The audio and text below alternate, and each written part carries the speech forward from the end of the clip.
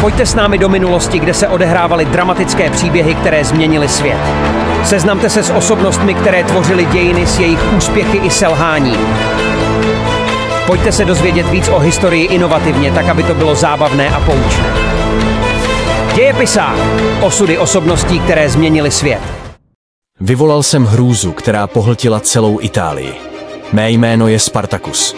Byl jsem prodán do otroctví kvůli mé vzpouře proti dezerci z armády. Z toho důvodu jsem pak byl poslán do gladiátorské školy v Capua, kde jsem však chvíli na to utekl s asi 70 gladiátory a shromáždil své stoupence na nedalekém Vezuvu. Má armáda se rozrůstala, činila téměř 100 000 mužů.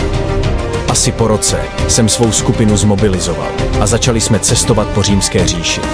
Zpočátku naši vzpouru považoval Řím za obtíž, ale s každým mým vítězstvím začali římští vůdci brát naši skupinu vážněji. To, co začalo jako velká hrůza pro okolí, skončilo v roce 71 před naším letopočtem u Lukánie, když generál Marcus Licinius Crassus porazil mou povstaleckou armádu.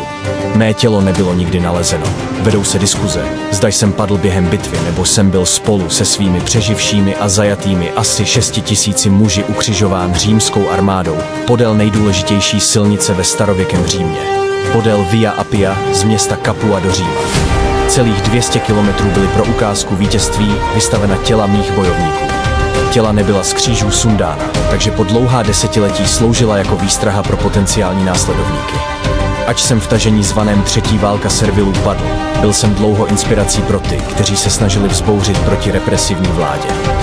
Můj odkaz a pozoruhodné úspěchy jsou dodnes brány jako ukázka toho, že je důležité nikdy se nevzdávat a bojovat do posledního konce, ať je přesila nebo překážka sebevětší.